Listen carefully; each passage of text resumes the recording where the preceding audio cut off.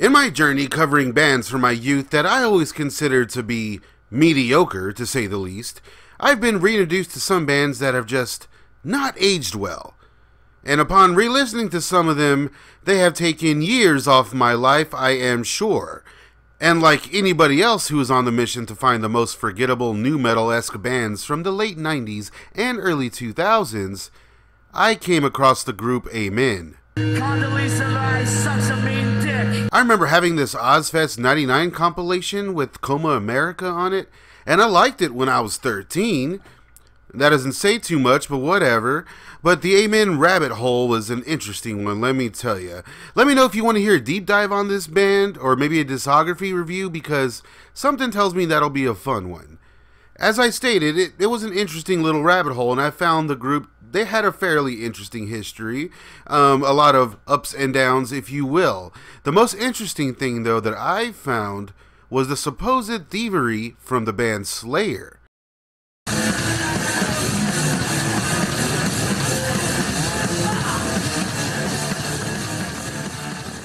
Artist and actress and filmmaker Justice Howard would be called on by friend and Amen frontman Casey Chaos in the 90s to design cover art for their new project, Slave, which was kind of meant to be a powerhouse album for the band, in my opinion, a few years too early even, but more on that some other time.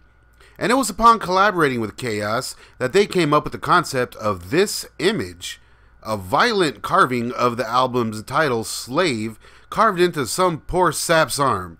And with Justice Howard doing multiple art shows around the area in LA, she featured this and other works as part of an art show. And you know, Justice Howard was and still is a well-respected artist and did work for a lot of bands you've surely heard of. So naturally, the LA location and whatnot drew some celebs, including members of the band SLAYER. Now this is all according to Justice Howard herself, where she says the guys from SLAYER kind of just showed up and that she's pretty sure they saw the slave photo. And what happened afterwards, well, she did not mince words. Basically, after that art show, bam, this image pops up on their next album. And while Slave was already basically, already done being pressed and released, with Amen being the smaller band here, well, everybody thought they ripped off SLAYER. And Chaos took it upon himself to alter the cover and, just to do anything he could to put this rumor to rest. This wouldn't be the first time SLAYER would be accused of plagiarism, as a few of their songs bear resemblance to some other tunes from, again, smaller bands. But hey, that's the name of the game, I guess. Although, in SLAYER's defense, they claim this was just a photo sent in by a fan. What do you think? I mean, the resemblance is pretty uncanny, and if what Justice Howard is saying is true, well, hard to deny. But hey, fans are fans, and, we'll probably never find out. Amen would go on to have a strong fan base throughout their career, but are largely forgotten. And with SLAYER's run finally over, apparently, well, this little piece of stolen rock and roll art theft seemed to die with him. What do you think about this? Does SLAYER suck now? Who the fuck is Amen?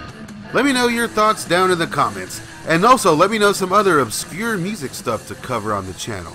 And please guys, subscribe and hit that notification bell and check out the rest of the channel. Here's a few videos I think that you guys might like. And again, thanks Staunch Gang. I'll see you soon.